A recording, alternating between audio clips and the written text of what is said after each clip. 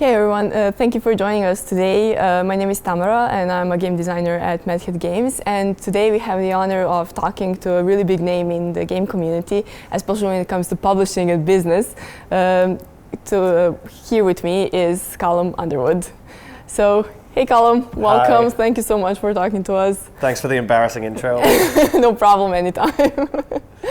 Like we were just discussing a minute ago, publishing and generally game biz is a really daunting field for many of people out there. So how did you come to somewhat conquer it and make it your own? Can you tell us a little bit about yourself? I definitely haven't conquered it, I don't think, but I started out wanting to be a game designer like yourself. I wasn't very good at it. I could get my grades, I went to university.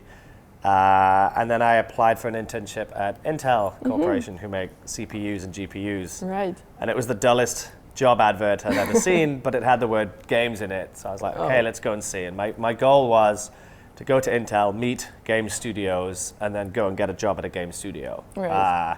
And it turned out the job was account management, which is, I was working with Crytek, Ubisoft, Gameloft, Frontier, so a lot of like large AAA European studios, from everything of making sure they had the right hardware to eventually making deals with them. And I stayed at Intel for about a year in my internship, and then I joined them afterwards full time.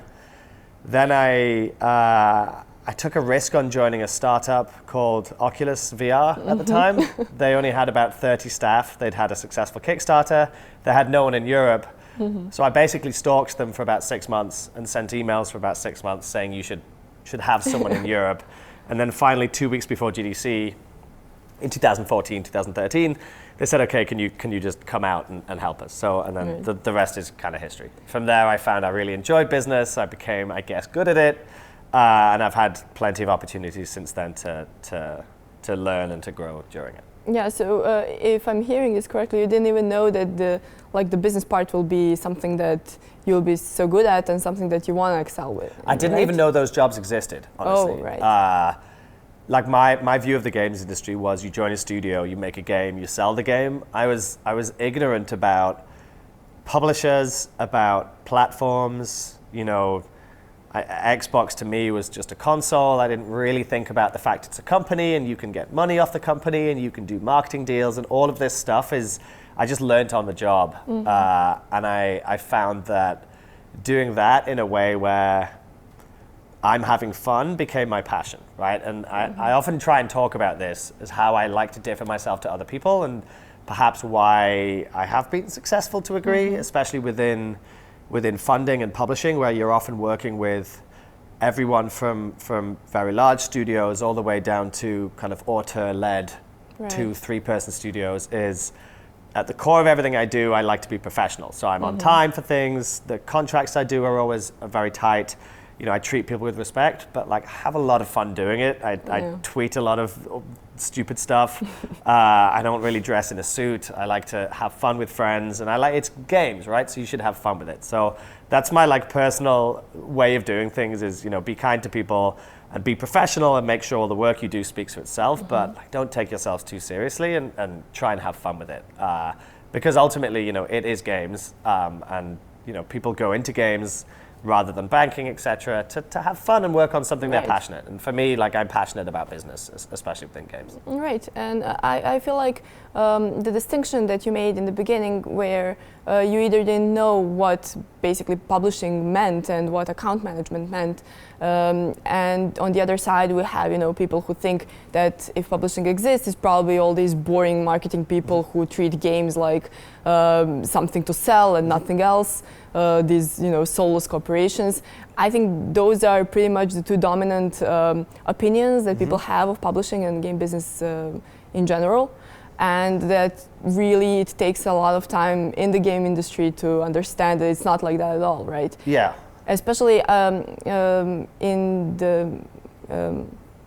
especially now, I think that publishers, you can correct me if I'm wrong, but I think that publishers are not really only these huge companies that will only give you millions for a super new creative idea. We have a lot of smaller publishers now that basically can really publish smaller games and that Yeah. are looking to publish smaller games. I mean, you have literally hundreds of publishers now who I would consider as, you know, good publishers to work with. And what I mean by good is, you know, fair terms, treat developers with respect, care about the games that they work with. And these range from, you know, publishers like No More Robots, right? Was set up in the UK maybe 3 years ago by Mike Rose. Started out as just himself. Now I think there's 3 or 4 of them. They're very, very focused about what they work with. They work on small games that they think they can make big. And they've been really successful doing that. I used to work at Raw Fury. They were set up by ex-AAA people from DICE and Paradox and so, because they wanted to work on indie games. And there's an interesting pattern in the games industry of when you're in business or a management type of role, there comes a point where you don't want to just work on one game anymore for 2 or 3 or 4 years. You want to be able to help lots of other games and help other people and work on multiple things. And so you end up starting a publisher, right? And it's within the past 5 years, I think boutique publishers have just grown massive. They're all over the place. And they range from publishers who don't give you any money, but they will manage all of your marketing and PR. Or publishers who just give you money as like funding, but they don't want to publish your game. They just want you to be independent. And then all the way up to, you know, full stack publishers who will fund your game and do everything else for you, like localization, porting, marketing, PR. Like the services list is endless. And so it is definitely easier nowadays in a similar way that Unity and Unreal and Game Maker and similar engines democratized game development and made it easier, especially for people outside of America and the UK to start game development. So has the rise of indie publishing and has opened up the route to many more devs to get small things funded, because no longer do you have to make millions of dollars off a game. You can make $200,000 off many games as a publisher and be a successful business. Yeah, and many successful publishers actually have that exact business strategy, right? Where they fund multiple games, and some of them may flop, but most of them will do well, and you know, some of them will do really well. Right. So it's a really lucrative venture for them as well, not only for developers. Yeah, I mean, it's definitely risky, right? Like, you're putting money on the line and you're putting your faith in developers, and usually you're somewhat hands-off as a publisher, and that's why indie developers want to work with you, right? Because they want to have creative control. So it's definitely risky, but the business model of a publisher is if you fund 10 games, ideally 6 or 7 of those make enough money to weather the storm of the ones that don't make money. So the worst case for those developers, if they're getting funding, is that they've had their salaries paid for a couple of years, then their game doesn't succeed, but they're not in debt, right? The worst case for a publisher is they fund 10 games, they all failed, now they're in debt, they've lost a lot of money. So ideally a publisher can make bets across a range of different games, and some of those will pay for the other ones, and that's why it works. Yeah, and on the other side, developers don't get only funding as an advantage when they have a publisher, they also, like mentioned, get a lot of different perks, such as handling marketing, handling publishing, I mean the whole localizations, community management sometimes, so you can really focus on making your own game. Yeah, it's kind of up to the developer and it's up to the publisher. So I recently left Raw Fury. They are what I would call a full stack publisher, so they fund games and then they manage 15 different services, as you said, you know, community, social, localization, porting, submissions to platforms. Submissions to platforms takes a long time. Getting ratings takes a long time. But if you have experienced technical producers at the publisher, they do it for you, right?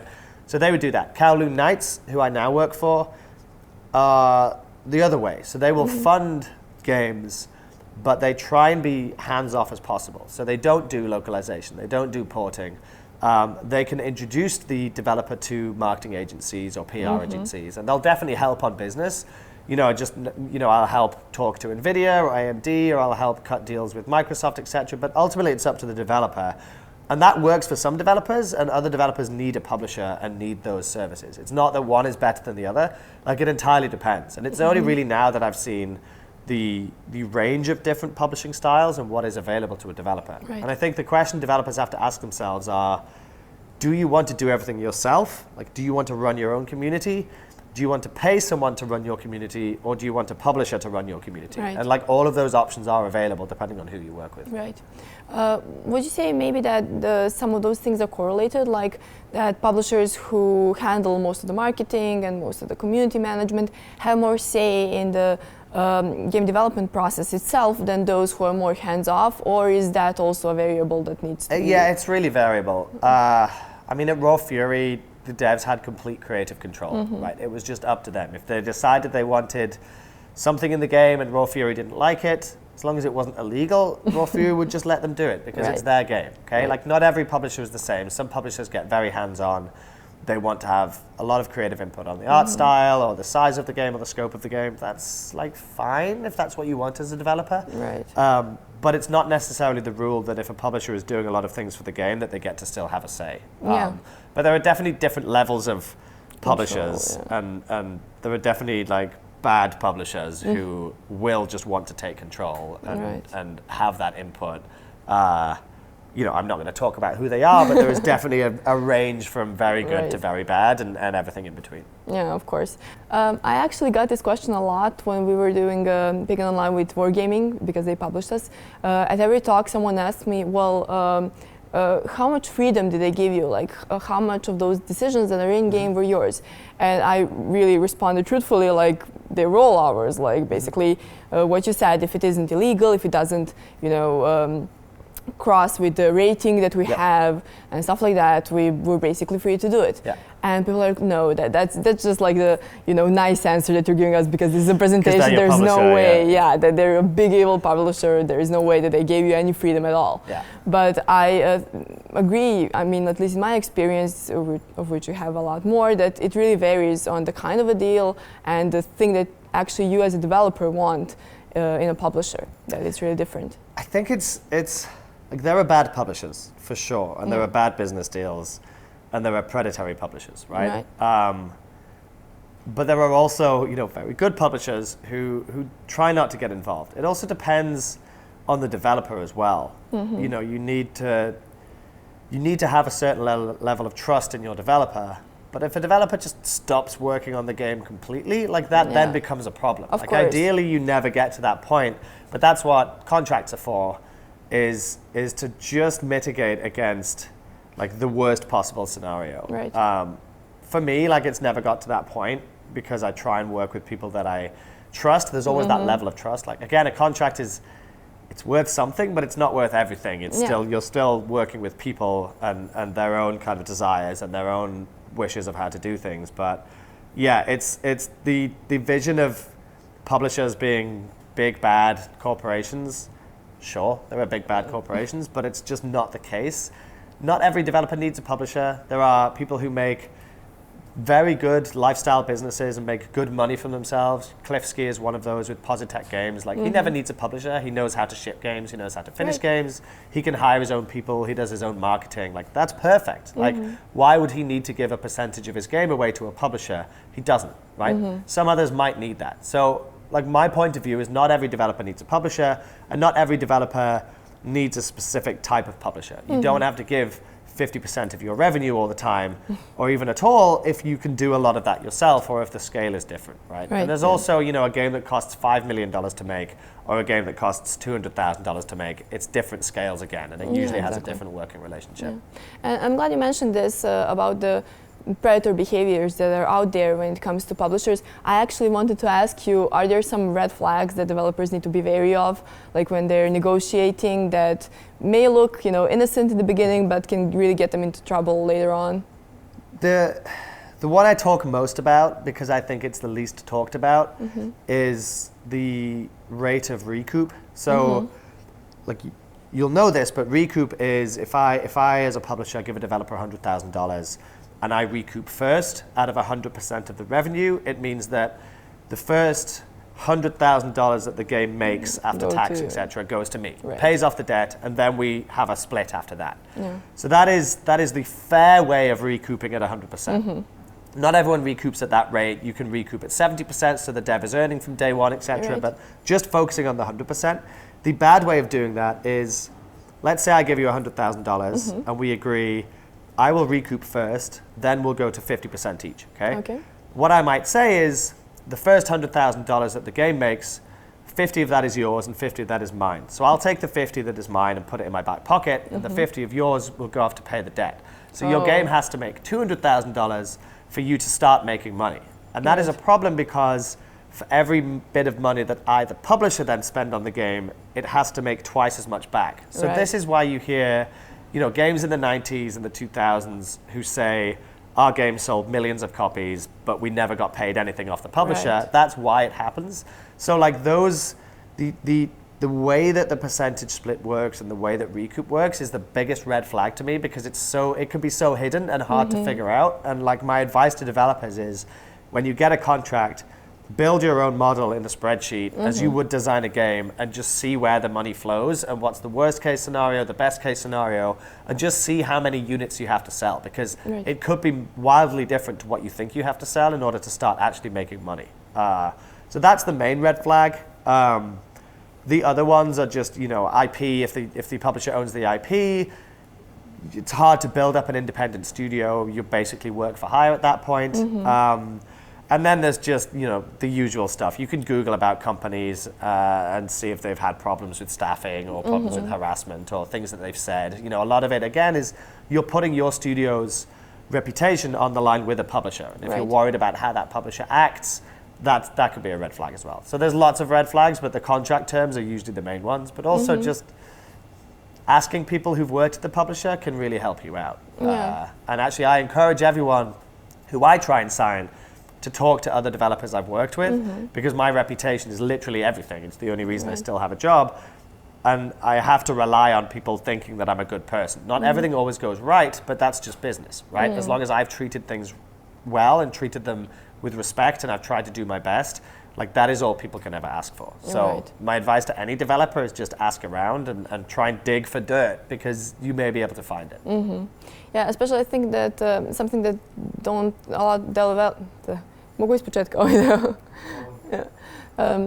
Especially, I think that most developers, when they're signing a contract, don't have in mind that the price of their game may change. The different discounts that may be available at the time may change. So this may even elongate the time of the recoup even more if they have a deal where publishers get their recoup first. The amazing thing that I don't think most devs understand is actually how much money you get per dollar of your game sale. So if you sell a game on Steam, for every dollar, this is before a publisher's cut. So for every dollar that you make on Steam, Steam takes 30%, so you're at 70% already.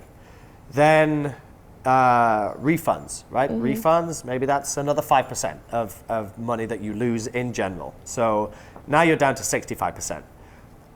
You will never sell all of the copies of your game at full price, okay? So as you know, so Steam sales, bundles on Steam, all of this kind of thing. Now you're maybe down to 50% of every dollar on average because of Steam sales. Not every game you sell will be at the price you thought of $19.99, right? Because that might be how you sell it in the UK and in the US, but that's not what you sell it for in Russia, and that's not what you sell it for in Korea or Poland, because the pricing changes for each location.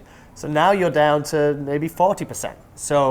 Or less. So on average, for every dollar that you make on Steam, you're not getting 70 cents, as you might think, just on basic napkin math. Maybe only getting 38, 40 cents on every dollar, which is a lot less than what you might think. So people have to prepare for that lower amount. Yes, you can offset that by business deals. So, you can go exclusive on a platform, or you can do a marketing deal, or you can do a key giveaway with a website or something like. There are ways to generate cash as minimum guarantees or advances, or just paying for keys that isn't selling to a consumer. So you also have to think about that. But then you also have to think, am I going to have to give a chunk of that back to my publisher? How does that work? But yeah, you don't make $1 for every dollar that you sell. You make maybe 40 cents, and that's a lot lower than a lot of people think. And that's the whole preparation story that you talked about a second ago, where you really have to have spread out in front of you every scenario, even if it's the worst case scenario where you earn really small amounts of money on the dollar, and then cut in your publisher as well in that. If you want to make a living as a game developer, no matter if you're making a game that costs $5 million or you're making a game that costs $50,000, if you want to earn enough to then make another game, like there's a difference between art games and commercial games, right? And indie games tend to sit in the middle of that. They are artistic, but they would like to make money. Like if you want to make money, you have to have an analytical approach at some degree. You can't take your wild, crazy, designer side and just let that run the whole thing. Yes, it might work a lot of the time, but you look at most indie game successes, and behind them, they have that business acumen to just make it work. There are definitely games that just happen to blow up without any foreplanning, and they're just kind of happy accidents, and that's fine. That could always happen. You look at most of the top 10, top 20, top 30 indie games, they've all had smart decisions. They understand what a sale means. They understand what platforms to work with, or they learn it on the job. Like not everything is just fun and games. You have to have that analytical side. And luckily, like people like me enjoy that, and other people can just learn it on the job. Like there are many, many indie developers who are very, very good at it. But you either do it yourself, or you get a partner, or you just learn it, but you have to do it.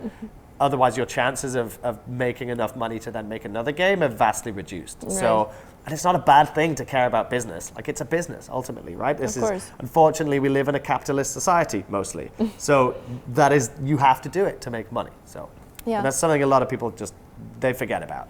Yeah, of course. And this is, even if we take one step back, I wanted to ask you, even if a developer decides to work with a publisher and decides that they need a publisher in order to achieve all of these goals, do they need to have like a dedicated person or a dedicated team even who only handles like the publisher side, the pitch decks, the milestones, the negotiations? Because especially here in this region, we have a lot of really small teams that are just maybe programmers with a cool idea or artists with a vision or whatever, and they don't have a lot of experience in dealing with business people, basically. Yep.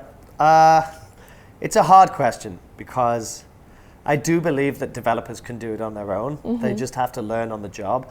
It is very different in, for example, Serbia as compared to the UK. Right. In the UK, it is not that difficult. Again, it changes if you're a person of color or if you're a woman. Like it can be harder for sure, right? But it is definitely easier if you're within the UK to meet the right people to get that help and get that advice. There are things like BAFTA Games Crew. There's Yuki, Joe Twist is in town right now. There's a lot of organizations that exist to try and help people manage that. So developers can do it on their own. And whenever you work with a agent or a business developer or someone like that, you're giving something. Either you're giving a percentage of your game or you're paying them. Often you can't afford to pay them. And often giving them a percentage of your game might mean nothing, or it might mean lots and lots of money for them, right? So I don't think that everyone needs to specifically. It really depends what the developer wants to focus on. If they just want to make a game and they would like to pass over responsibility to someone else, then they can do that. It also depends on the scale. If you're looking for $100,000, right? You can probably find the right people to talk to on Twitter, right? If you make a list of publishers, Chucklefish, Team 17, Raw Fury, Devolver, etc., make a list, find who works there, go on their Twitter, send them a message or just tweet at them and say, can we talk? And then go to email. Like you can do that from anywhere in the world. And I've signed games from all around the world by never meeting the devs before and having them reach out cold like that. That is part of my job as a scout for publishers.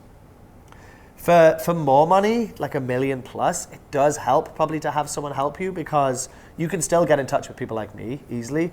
But now you're starting to talk to people like Electronic Arts or the private division or large game funds or investors. Even I don't really know how to get in touch with a lot of those people. So even if I had my own company, I might want someone to be able to make those introductions or get me in the right rooms. It's not always needed, but there are agents like DDM, UTA, CAA, who traditionally also manage celebrities and things, but they do deals for game devs who are looking for large dollar amounts. It's a valid business. Not everyone needs it, but it does work for the people who do use it. Yeah, well, it comes down to scale again. Like you mentioned, basically, if you're a team that needs over $1 million to develop a game, that means you're doing something that is really, task heavy, and you already have a big team in place, so it probably won't be as difficult for you to find or just separate someone who will only do the things that are publishing facing. Right, like if you have 30, 40 plus people on the game, between your game designers and marketing, and you can just do it yourself, right? Or you have an in-house business developer. If you're a 3-person indie team, that could be harder. You either have to just figure it out on your own, or you have friends help you, or you get someone to help you as such to do that. And there are lots of agents around the world who will, people, not just companies, who will help games meet publishers, and they'll go to GDC on their behalf and things like that. That's valid, and some are very good, some are very bad. There's always the price to pay, always. Even for a publisher, if I'm signing a game via an agent, I know that agent is taking a percentage of what I give the developer. So I'm not actually giving the developer $200,000, I'm giving them $170,000 because the agent's taking some. So there's also that to consider. And honestly, it gets messier when agents are involved, but I don't dislike agents. Probably people could call me an agent to some degree. I just think it has to work for the right dev, and it has to be fair, and you have to. That can be even more predatory than publishers, genuinely. So because it's very easy to go and snap up a lot of indie games by telling them you'll go get them funded. Do you really have the best interest of the developer in mind, or are you just trying to get any deal? So again, I would just ask around. Agents survive on reputation. The ones that are bad, they generally don't last very long. So when we are on this topic of indie developers and the small teams, you in your time at Raw Fury and at Oculus and now as well, must have seen like thousands of different game pitches and thousands of different teams that wanted to get signed with you guys. So what would you say, how can like a small indie team that really just wants to make a cool game, how can they wow you? What still wows you to this day when you read the pitch? Or honestly, a GIF. It's the worst answer, but I've signed so many games by just seeing it on Twitter or being sent a GIF, because like visuals are unfortunately, when you see like 2,000 pitches a year, visuals or gameplay just really help you. I've signed games that look terrible, but in the first minute of gameplay, I'm hooked. And I've signed games that look amazing, but don't really have the gameplay yet, right? There's the whole thing, but having a visual aid or a build plus concept art, like that's more important than anything in that first few minutes. After that, you can back it up with a pitch deck and scope of the game and design of the game and budgets and plans and blah, blah, blah. But all that's important to me at the very beginning is, okay, is this the sort of game I'm interested in? Does it look like they know what they're doing? Is it fun to play? And does the budget fit what I want? So like the ideal thing, honestly, is an email to arrive in my inbox that is, and I've signed games based on this, that is like, hello, we'd like this amount of money. The game is this. Like Atomic Crops, I signed at Raw Fury. They sent me an email which was like, we want this amount of money. It's a roguelike, top-down farming simulator with guns. And I was like, okay, I'm instantly interested. I understand the game. Here's a video of the game. Click the video, watch the video. Here's a build of the game. And already I'm like, okay, the budget fits. The game is something I'm interested in. The video looked cool. I'm going to play the build. And like at that point, I was ready to talk because I didn't know who he was. I didn't know what the plans for the game were, but I was interested already. And that is, so much talk goes into pitch decks. I gotta be honest, like I skim read pitch decks all the time. And I know like you work on pitch decks and they are important, but to me, they're kind of the second step. The first step is, who's the developer? What is the budget? What does the game look and feel like? Then the pitch deck for me is more background, okay? It's like, okay, what is the game? What are they trying to do? What else is they do? What's the scope? How long is it? What have they done before? All of that info that you want to get into a pitch deck is important. But at the very beginning, it's just, okay, what does it look like? And can I quickly make a decision within a couple of minutes if this is something worth spending lots of time looking at and deciding on? Right, so I feel like that in that example that you gave with the email, they just checked all the boxes necessary for the first step. You knew the budget, you knew that the game was fun, and you basically knew who to contact, right? For your talks. Easy. Like, I could just email back, their contact info, I knew what the game was, it looked cool. I played it for like 2 hours, even though it looked awful. It was just, every box was ticked, right? And like, I've had meetings with really professional people at GDC and things, and they just like, unless I could just look at something or play something, it doesn't really matter that much, right? Right. Why also, and I also like visiting studios if possible, but you can't really do that often because you get to really sit down and play the game and see the team and talk about what they're working on. But again, you probably make a decision in a couple of minutes, right? And then the rest is really just backing up that decision or trying to persuade you the other way. So yeah, just tick those boxes of finding the right person to speak to. Most of them are on Twitter, genuinely, in this industry. We're lucky in that, you know, like banking and art, and it's very clicky. It's clicky in games, don't get me wrong, but people are accessible and you can reach out to them. So just tick those boxes and go from there. Yeah. So when it comes, you know, to clicks and mingling and stuff like that, is it really important for developers to, you know, attend all of these big conferences? Since, you know, it is especially for indie teams of like 3 or 4 people, it can get very expensive and very inaccessible. It's a hard question because no one is going to deny that meeting people in person forms a relationship where that person now occupies like a mental part of your headspace.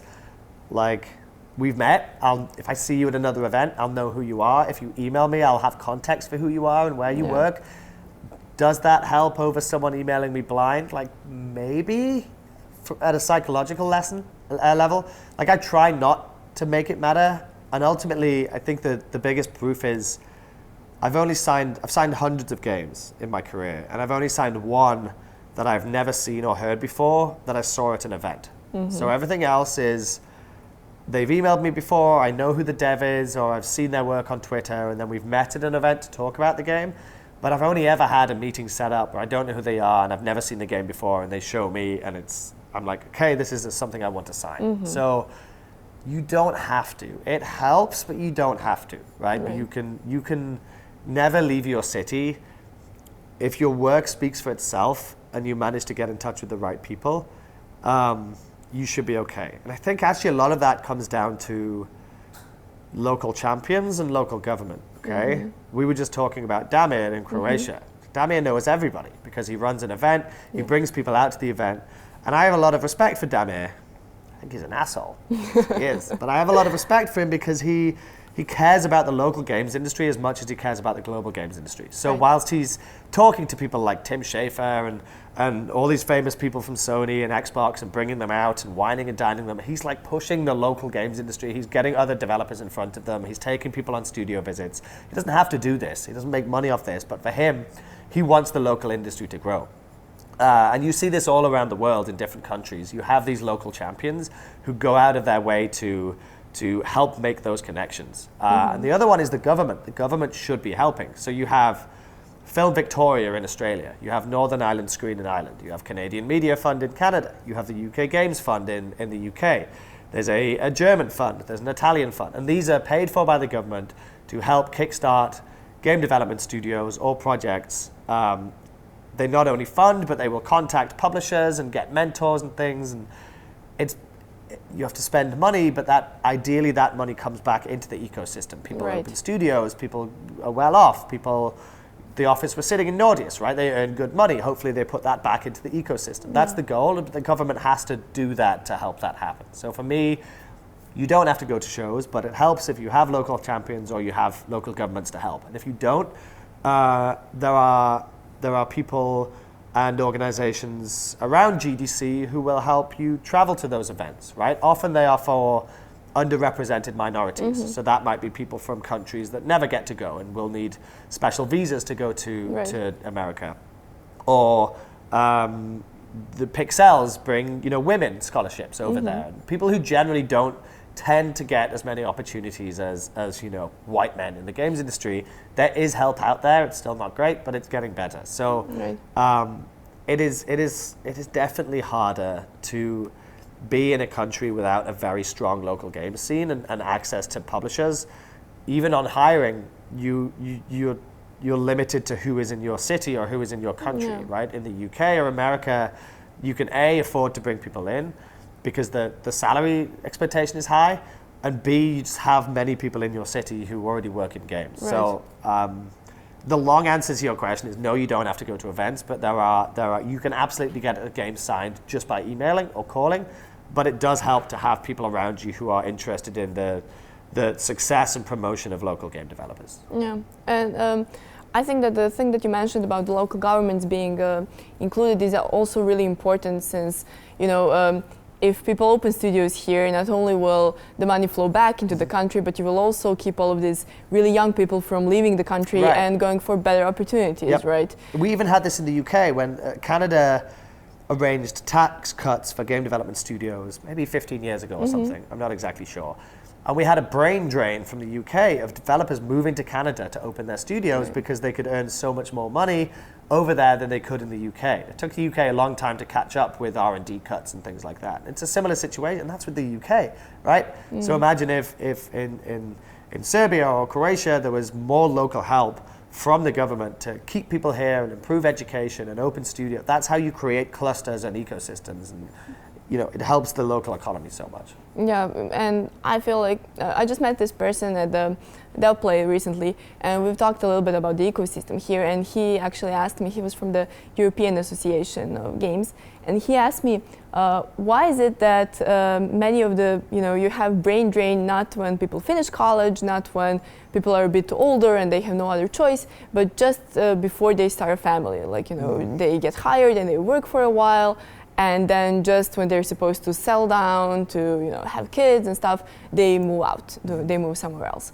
And I didn't actually know this information before he told me that that's really the cutting point where people leave, and it's basically because once you are ready to settle down and stuff, you want that security that you don't have in the countries where you don't have an established ecosystem in game development. And I have 2 kids, 4 and 1, and even now, we're looking at the next 5 years of staying where we are because of school, because of opportunities. And I could move to London, I could move to Stockholm, I could move to America, but it's not really about that anymore, right? You want to be able to settle down, maybe with family or maybe with a stable job. And if you can't find that where you are, like, that is all that really matters at that point in your life. It's different with people who are just graduating. They might just want to go and travel and experience other places and things like that. But with families, it's a whole different ball game, and it's hard to be somewhere where if the salary is a lot lower compared to other countries, it's fine to live where you live. So someone who works with me at my company is in Manila in the Philippines, right? And the average salary they would expect there is for a game developer is $10,000-$11,000 a year, right? So less than $1,000 a month.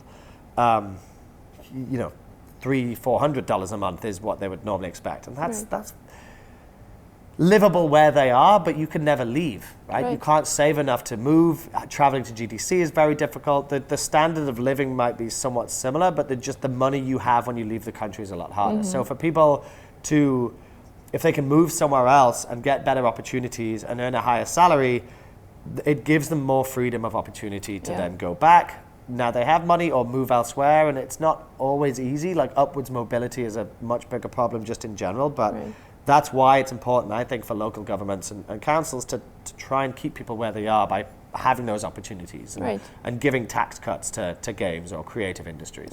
And for having an alternative, if you want to go somewhere for a year to learn something new, that you have this alternative of coming back and not coming back to a lot of lower standard of living, but coming back to something to which you can then contribute again with your knowledge that you gain somewhere else. And people want to be near their families. Like I live near my mother and my wife's mother. It's great. It's so helpful having just free babysitters all the time, right? So like, there should be an impetus to stay where you are if you have family around you. But often it's if you can go elsewhere and you're being brought elsewhere with a higher salary and higher standard of living, it can be hard to say no. Right. Yeah. So let's take a step back to the developer and publishing and that whole story. So we talked a little bit about all those red flags that developers should be wary of when they sign a publisher. In your experience, did you find any red flags when it comes to a developer, like something that tells you instantaneously that this is not going to work? Yeah, it can be little things. When you're signing a developer, you're basically saying, for the next 2 or 3 years of my life, we're going to work together. Same for a developer to a publisher. So I've had I've had a developer ghost me for like 3 weeks. So I've made an offer and then they haven't replied for 3 weeks, even though I've emailed to ask what's happening. And probably what they're doing is going around to other publishers and trying to get, and that's fine.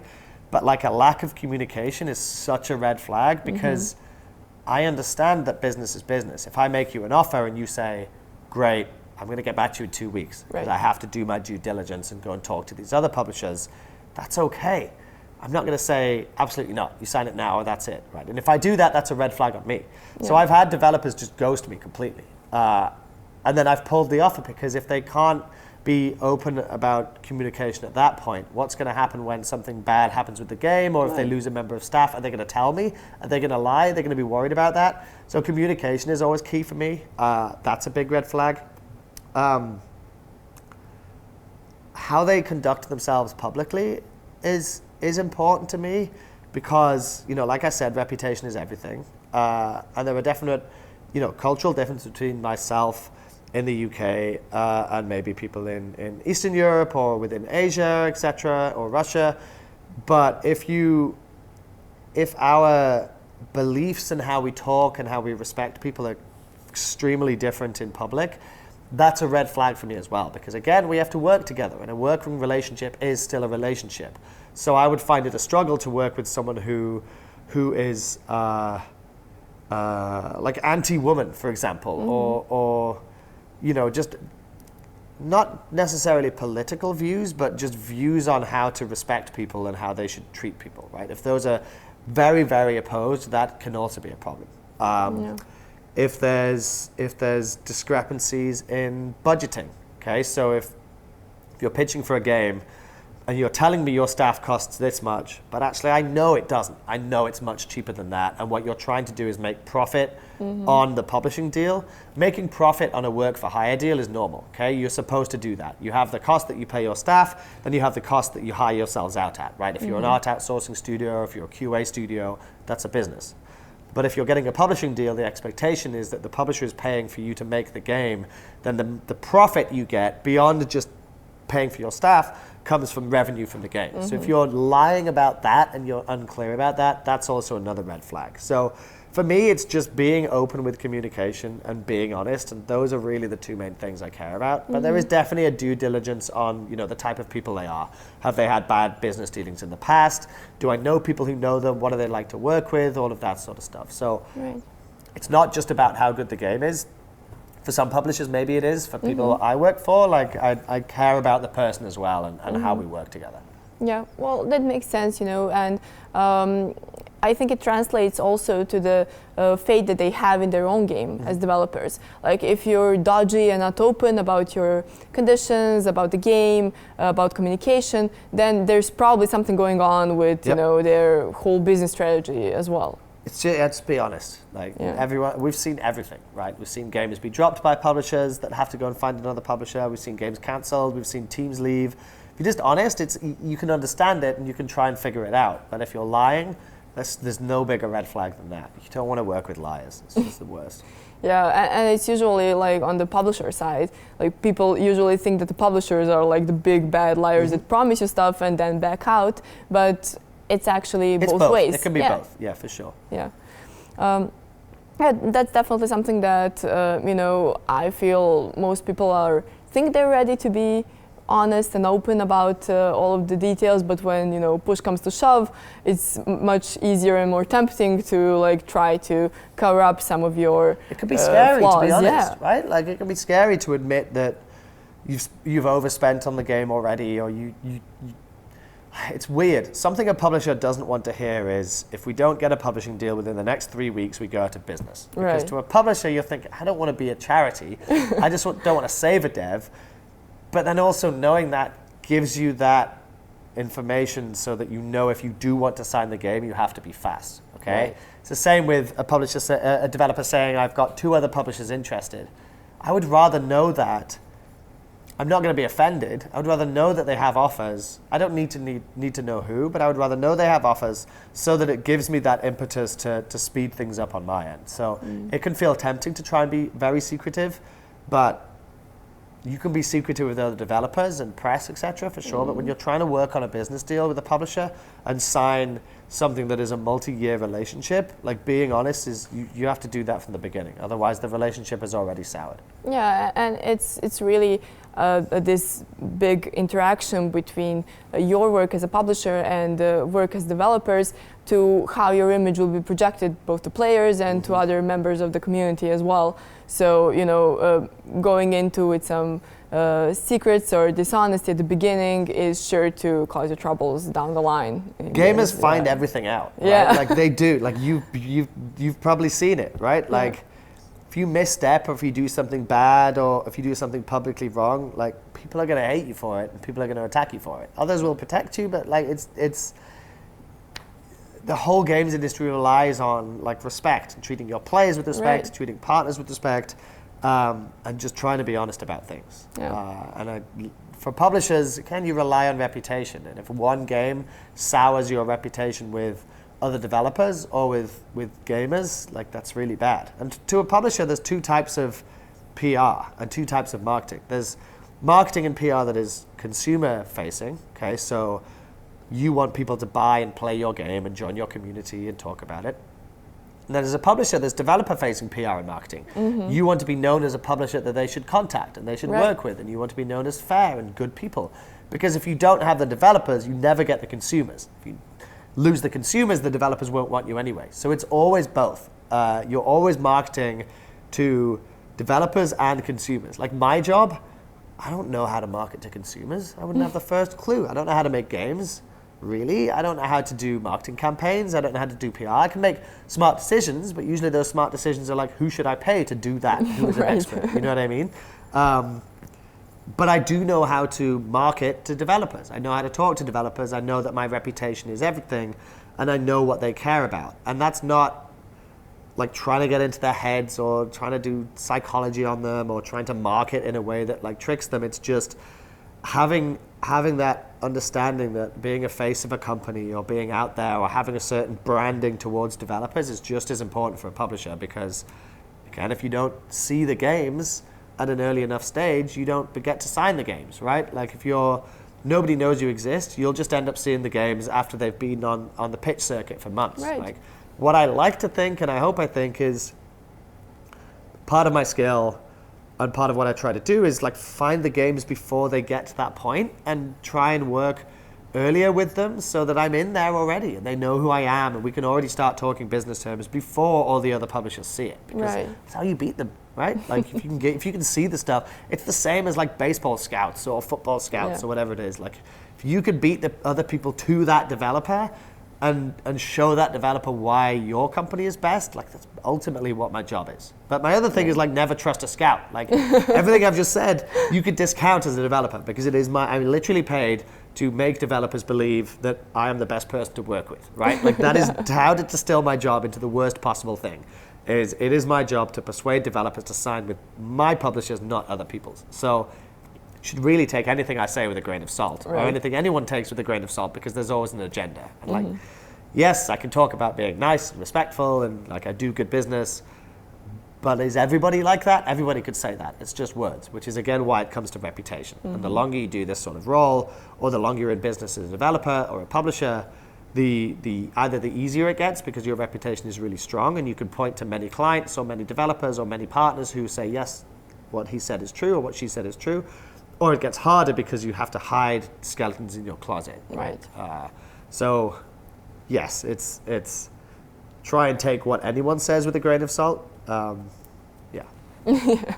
Never trust a scout. Yeah, never trust a scout. It's true. That was on my slide yesterday. Yeah. You also mentioned yesterday that publishers are ready to sign a game if obviously they think it will make them a lot of money, but also if they feel like the game can improve the company in some ways. This is really interesting to me because I don't believe that any developer feels like that they could improve publishers' portfolio with their game. You know, they always feel like this is this asymmetric relationship where, you know, they come from heavens and grant them funding or grant them some kind of, you know, opportunities. But can you talk a little bit about that? Like, what are some examples of games that really improved the image of a publisher. Okay. So the power dynamic is all with the developer always. And people forget this. Like, yes, I am a gatekeeper to funding. I am a gatekeeper to purse strings. I can come down from the heavens and grant a developer money, and now they're funded for the next 3 years. But those games that I want to give money to, other people also want to give money to them. So, and below that point of people wanting to give you money, you're on your own, right? It's a struggle to find that point of where people want to fund your game. If you get to that point where people want to fund your game, like now it's flipped completely, right? And often this is with developers who've done stuff before. Like if the developer behind Hotline Miami sent me an email, like I don't care what they're gonna make, I'd sign it tomorrow, right? Because you know. So let's think about it. Raw Fury, okay? So Raw Fury have a unreleased game called Sable. I don't know if you know Sable, but it has a very strong aesthetic. It looks like a Mobius painting. And it has done wonders for Raw Fury's reputation because it is just very easy to show. People always like their Twitter GIFs. It's got a big community behind it. Is that game going to make more money than some other games? I don't know. It would be good because then the developer makes lots of money. But ultimately for Raw Fury, like they're already getting value out of having that in their portfolio, right? Superhot Presents. So Superhot Presents is a small indie fund that I set up with my work at Superhot. Superhot are the Polish developers behind Superhot. They're really, really bad at naming things. Or really good, depending on which way you look at it. The company is called Superhot. 3 of their games are called Superhot. It's a marketing nightmare because everyone always gets confused. Although it works because if you talk about one thing, everyone thinks you're talking about another thing, so everything gets a boost. But Superhot Presents is a fund where it would be nice to break even and to make the money back that we spend on other games. But we funded a game, Frog Detective. Frog Detective is a game I believe should exist. I believe people should work with Grace and Tom, who make the game. I believe it's part of the games industry that I really enjoy. Will that game make us lots of money? Probably not, based on the terms and based on the scale of the game. We will do whatever we can to make us lots of money, but ultimately, if it makes Grace money and she can make her next game after that with Tom, like that is the ideal for us. Because for us, the amount of money we could make on an indie game that might make a few $100,000 for us pales in comparison to the amount of money that we could make with our own games. For example, I tweeted out over Christmas that Superhot VR, our VR game, made $2 million in a week over Christmas period. Okay, so that's in a week for a game that launched 3 years ago. So the scales are different, but it's not always about money. What do you do as a developer when you have money in the bank and you don't want to grow your company beyond what it already is?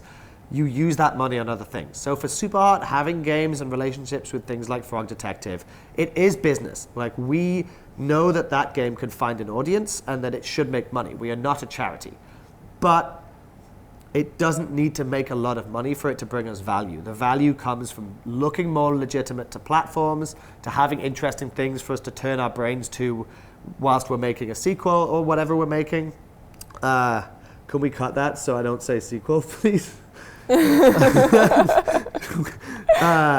It allows us to focus on other games without what we're already making. It allows us to approach platforms and talk about other things. Like it keeps us busy. It looks more legitimate. We can grow more communities. So it's not always about the money. It is sometimes about who you're working with and how that looks as a company. And there are a lot of developers out there that publishers would die to work with. Mineko's Market is another one that looks great. There's a game just launched called Temtem. It already has 2,000 positive reviews on Steam.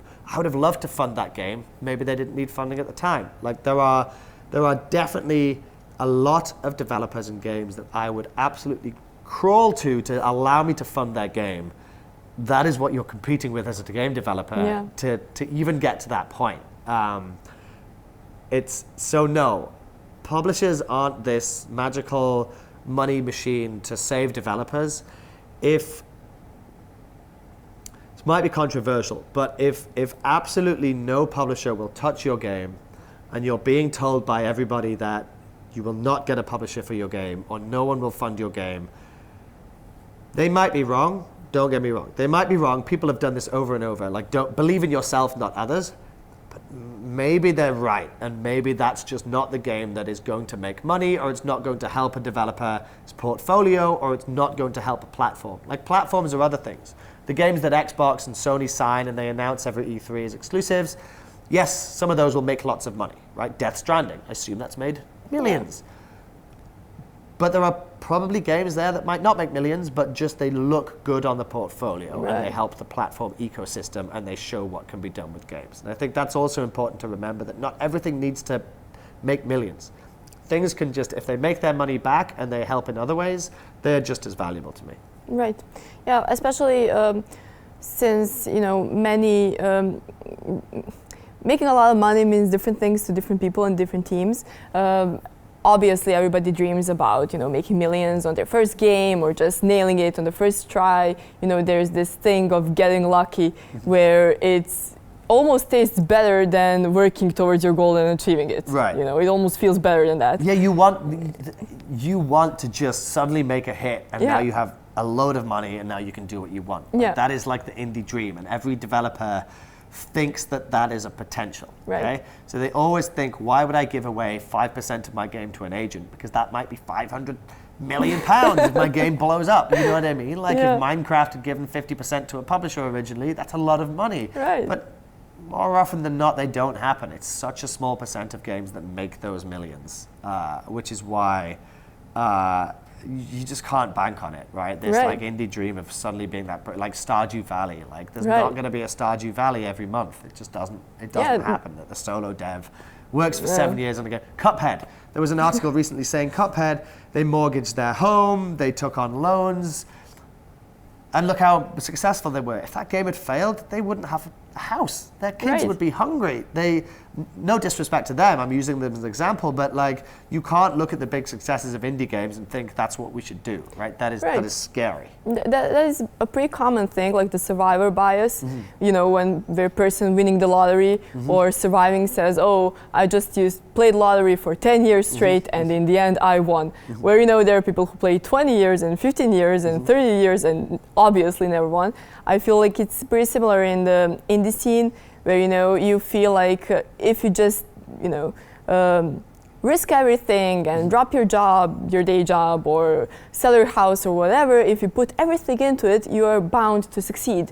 But you're actually not. There, for every Cuphead, there is like probably tens of thousands of stories of failure. Yeah, exactly. I read a story about World War II fighter planes that were getting shot down, and the ones that would come back to the airbase full of holes in the wings, they would say, we need to reinforce the wings because that's where they're getting shot. But actually, someone said no, because these are the ones that are returning. So the shooting the wings is fine. It's actually the engine that we should reinforce, the bit that hasn't been shot, because the ones that have shot down, that's survivor bias, right? People talk too much about the massive successes of indie games and not enough about the massive, massive, massive amounts of failures. And actually, getting a publisher can offset that potential failure and have the chance of making your game a success. And it's not an embarrassing thing to get a publisher. Sometimes you don't want a publisher, sometimes you want an investor, right? You need cash, but you don't want to give away some of your game, but you're happy to give some company away. Or you need a fund, like Kowloon Knights, who don't really publish. Like, there's many different things, but it's not a bad, you're not indie for making business deals or doing anything like that. And it reminds me of the thing that we talked a little bit earlier about how publishing and business is similar to game design in the way that you have to balance everything out and to control all these variables in order to get it right. This whole story also reminds me of the way that we did system design. Like, you have these two big blobs of things, where one blob is people getting lucky. You have this super cool thing that you want to get, and then when you get it, you feel like the luckiest man alive, right? But it's always good, aside from that, betting perspective, to have one more way of getting that thing, and that's just putting in hundreds and hundreds of hours of, solid standard work every day. And when you don't have either of these things, when you can't say to a player, like, you can get this awesome thing by either being very lucky or working very hard, people get dissatisfied, right? Because there is one guy that will be super happy with your game and super happy with the way that you balanced your system, but there is hundreds of others who will, die trying and just give up eventually. Yeah, I play roguelikes a lot, and I think roguelikes are a good example because a lot of people's complaint about roguelikes is they're too lucky. It's too luck-based. But you find someone who has 1,000 hours in a roguelike and someone who doesn't, more often than not, that person with 1,000 hours doesn't really rely on the luck that much. They can still win every run because they're using the skill to overcome the lack of luck that they might have, right? That's why I like roguelikes, is you can get lucky and you have a win that's easy because you've got the right combination of items or whatever it might be, or you've got the right boss at a certain level or whatever. But there's still the hard work that goes into it and the graft that goes into it. Like, you make your own luck in business and in work. Does luck as a concept exist? Like, maybe, I don't know. It does in games because it's randomly generated. But even then, luck as such doesn't really exist. It's just how the cards fall. But you make your own luck by working and grafting and trying and being in the right place and trying to have those opportunities present themselves to be able to say yes. If you never try or you completely discount getting a publisher or doing a deal, no one's just going to magically give you a deal, right? You should try if that's something you think you might need at some point. And not every dev needs it. I was talking to a dev this morning who is working on her own game. She doesn't need funding. She might worry about getting a publisher later to do the services bit, but she just wants to make her game for now. And that's entirely valid, and lots of people do that. It just depends what you want out of it. Yeah, of course. And, especially since we were talking about all of these different ecosystems and different scopes of different projects, you obviously can be someone who doesn't need a publisher and who only maybe needs some help with the marketing later on. But even if you don't do everything right, what I'm saying is, once you get that opportunity and once you get lucky, you won't be able to truly achieve anything. Like, you won't be able to take hold of it because you didn't do all the work in the preparation before that. So whether you need a publisher or not, whether you need funding or not, you will probably need some outside help for something, Either you do the work yourself or someone else does it. You still need to ship your game. You still need to do your Steam page. You need to get the assets right. You need to have a Twitter probably. You need to reply to Steam comments. You need to fix bugs. The work needs to happen at a base level. And either you do it or you pay someone to do it or you have a publisher do it. That's really the only three options. But it still has to be done. And devs can't forget that. You can't just make a game and ship it. Exactly. It's just not going to happen. Yeah, and most people think that when you ship a game, that's it. Like, you're finished and you did, and now you either bask in your glory or you fail completely. But actually, the work is just getting started right then. I mean, you mentioned Stardew Valley. Stardew Valley is a great example of a game that continued on patching and having updates and having community management and stuff like that. Switch ports and that's important. Even Steam sales, it could be a lot of work to remember to do every Steam sale. And what do you put your Steam sale at? And do you do a Humble Bundle? And how do you even speak to Humble Bundle? And when should you do that in your lifestyle? And do you do porting? Do you pay someone else? Do you do it yourself? This is all after the game is shipped. That post-launch cycle, if you want to make money and more money from your game, is a lot of work. And again, you either do it yourself or you have someone else do it or you pay someone to do it. And again, it boils down to those three options, basically. Right, and those things are a lot more difficult than people think. Especially since now it's basically industry standard to have someone reply to the Steam comments, to have someone moderate the Reddit, the subreddit, or whatever, And you basically cannot just leave your game, push it out and then let it be free on its own. And it's a lot of work. I mean, it was pretty shocking to me actually when Pagan went into early access and when it went online, how much work there is to do with the community, how many questions we need to answer, how many different events we need to... Did you do any of that stuff yourself? Yeah, I did, and it's pretty difficult, especially when there is a bug or something like that, someone is unhappy, and ARPG is a very intense genre. They really care about every single number, and then when something is not right, you need to be there to provide support to that person, to tell him that everything's going to be okay. He's not going to, be without his items in a minute or so. Yeah, it's rough. I started my career as customer service on an online game, actually. Yeah, like a long time ago. And it was rough because you spend all day saying sorry. Yeah. Like we'll try fix it, but there's also this massive other list of things we need to fix, and it's an art form in itself. And again, devs can do it on their own, sure, but it's work. Like the work needs to get done. Right. So, and it's hard. It can be soul destroying. Community stuff is, I don't know how people do it. It's not my skill at all. Like, it's really difficult. Like, just deflating the tension and actually helping someone with their issue. It's especially when you're not the person who will fix it. You're not the programmer who's going to fix it. You can't do it yourself. You're still relying on other people to then go and fix it. Yeah. And you can't promise things because they might not have it on their pipeline, or they might not have time, or it's right. It's and very hard. The other thing that's also very challenging in working with publishers is actually pushing out those patches and updates. Like you can't just, if it's only your game, then you can update it and patch it up as much as you want. But if you're working with a publisher, you will probably, I think that's something that most developers also don't know, you'll probably have like a timeline and a pipeline where each thing goes and what it means to have a hot fix and what it means to have a patch and an update. And that's also very challenging to juggle, the things that customers and players want and that you need to get to them versus the and pipeline. Also how long it takes, right? Yeah. Like Nintendo patching can take 2 weeks. You have to put it in, they do lot check again. Like lot check can take a long time. People get towards when they've said their game going to launch and start doing submissions, and if they find an issue, you have to fix it, and like launching can be a lot of stress if you haven't done it before.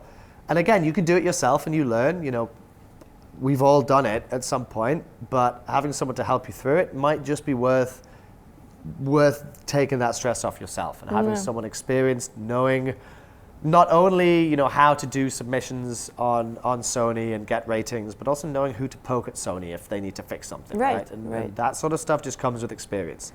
You can do it on your own as long as you know that experience is going to come in value later on, or you can have a publisher do it. Even if you have a publisher, I would argue that you should try and get involved so that you can do it on yourself. Like you shouldn't have to always be beholden to publishers all your life. Having that knowledge is really valuable, and I think publishers should share that when they're working with devs. So at Callum, for example, if our developers want to make a deal with Microsoft or Sony, we'll be in the room with them if they want, but also we can just pass them over if they want and give advice and mentorship, because ultimately we want independent developers to be able to do this themselves. We would rather spend our time funding games and having them be able to pay their staff and then make both of us money than controlling what deals the dev does and how they does it. But the advantage of working with someone like Kowloon Knights is the experience of people on the team of having done this many times and being able to kind of use them as a resource. Yeah. It really means a lot. Like we had an amazing community manager on the wargaming team. She was, I literally thought what she was doing is magic. Like how she can easily communicate with all of these people and keep everything in check and go back to us and be this bridge between us. But there was also this big discrepancy. When we were in early access, we used to do bi-weekly patches. And from a player's perspective, this was like way too long. Like it takes us ages to do it. And from our perspective, we were like, we are going to die with this bi-weekly patches. Like this is insane. There is so many things to do. And you're always looking at the next patch, even as you're shipping the current one. Right. Yeah. And that having someone who doesn't have to explain to players what does bi-weekly patches mean for the developers is like really useful and really golden, and learning from them how to handle this situation is something that is really But all developers invaluable. are lazy, right? Like that's what everyone thinks. So it's hard. Yeah. It is pretty difficult, but I think that's where this magic happens, when you have the energy and the motivation of someone who's just getting into development and who wants to make something great with themselves, alongside the experience of a publisher who can tell you, okay, you need to stop here, or this will not be marketable, or we can help you in this or that other way. So that's really where the magic happens, right? Were you a part of the process of getting your publisher for Pagan Online? No, that No. was a couple of months before I joined Okay. the Mad Hat. So when I joined, we actually already had the deal. Okay. So But you're part of the unfortunately- process now of Yeah. future games and things. Yeah, it's really exciting, but you can't, you always get this feeling of showing something you made to someone, hoping they will like it, and again the power dynamics that we've talked about. Yep. But I think it's really important also for the developers to keep in mind how much control they have over their product and how it's in their hands basically. Like if you made something good will come out of it. Yep. You will get your shot. There aren't that many games that publishers want to sign. Like at Raw Fury, we would look at 1,500 games a year, sign 10 max, you know? And you're competing with all the other publishers. So once you get a game that people want to sign, it's up to you. The world is your oyster. You can go and talk to anybody. But there are, unfortunately, a lot of games that just don't fit what a publisher looks for a myriad of reasons. Not necessarily they're not good games, they're just too expensive or too small scale or the wrong genre type or whatever it might be. So yeah, it's always interesting to me, that dynamic changing as soon as a game is wanted by publishers and how people handle it. Yeah, and the thing that was really interesting to me also was the fact that most people when looking for a publisher don't really pay much attention to what they published before. Like especially smaller teams, like up to 10 people, they just do this blanket pitch to everybody. And of course they will get no from some people who are just not, they're not a good fit for them. It's not that they're bad. I get it all the time. I get games which are just so obviously not a fit because they're looking for $20,000 and the game is a match 3 game and it's social and they're pitching it to a company that focuses on games of up to $10 million who do kind of premium PC console games. Like, why waste your time pitching to a company like that, right? Like, be targeted and focused. And it wastes everyone's time, honestly. Like having to, and I always reply to developers as well, which is like a self-imposed curse because I try always, right? Twitter DMs often get lost, but if someone emails me, I'll try and reply. You end up just saying no to things that would always be a no and would never be a yes. Not because they're a bad game, they just don't fit at all what we're doing. Like, I don't know anything about free-to-play mobile casual games. Like, why would you want me to sign your game? How am I going to help you as a publisher sell that game? Or you don't even sell the game, right? You know what I mean? Like, what am I going to do? So, be targeted as to who you approach and have an understanding of who might like your game. Rather than just blasting it out to everybody. Like, that might be valid, but you're going to get a lot of no's, which is just going to waste your time when you just know they should be a no. Yeah, it's not efficient in the end. I mean, it just doesn't make any sense of exposing yourself to a bunch of no's which have nothing to do with your game but have all to do with the way that publisher does business. And it's basically on you that you didn't, check the credentials. Check play it like a game. Yeah. Like you would make your own game. You'd put a lot of care and effort into balancing and doing things the right way and making sure it's presentable. Like, that's game design. Take that to business. Like, contact the people first who you think would sign your game. Because what you also don't want to do is get a yes off a publisher you don't want to work with. Right. Because then you have the panic of, okay, but I actually want them to sign my game, but they haven't got back to me yet. So now I have to, now you're juggling relationships and saying, can you wait while I actually get my preferred publisher? And it's just a nightmare. So you have to just have some strategy to it and play it like a video game. Right. Most people in this industry play games, and a lot of people play strategy games. Just focus it like that. That's how I do it. Right. So what would you say that is the best strategy for like a small indie team that just wants to get there, that has a really good idea, that wants to get their game published, that has zero experience in doing business basically? So what should they do? What is the best thing that they can do for themselves? Make a list do research, right? Make a list of publishers who you think might be interested in your game. Contact those publishers. Pretty much every publisher has a contact email on their website. Like, publishers want to hear from devs. Right? It's not annoying to a publisher to hear from a dev. That is the entire point. So make a list of who you want to speak to. Reach out to them in the order of who you would rather work with. Include a GIF or a video for very quick looking. Include a build of the game there. Don't make them ask for a build because then it's just another email to send. Right? You're playing the game of averages here. You don't want to have to create more blockers. So GIF and a video, explain what the game is, have a build, contact the people you want, and then just go wider and wider and wider. And if absolutely no one is biting, move on or give up or get someone to try and help you. But like start very, very focused with 3 or 4 and spread it out from there. And doesn't matter where you live. You can find these people's email addresses or contact details or Twitter account or contact on the website. Often they have forms to fill in to go for it. And how you find those publishers, look on Steam, look at similar games. If you've done any market research at all, who published the games that are similar and have a similar audience? And you know, what games have you enjoyed and who published them? And what marketing campaigns have you liked? All of that kind of thing. Just do some research and approach it properly, and you're already way ahead of most developers at that point. Okay, thank you so much, Callum, for having this talk. It was really insightful, at least for me. I think that anyone who really watches you speak can have a lot of things to learn about this sometimes obscure branch of game development, such as business and publishing. It's also awesome to have you in Belgrade. Hopefully you'll come by again after this visit as well. And thank you everyone for joining us. Callum will be here for a couple of days still, so if you have any questions, or any interesting pitches, feel free to pitch him, right? Thank you so much. Thank you.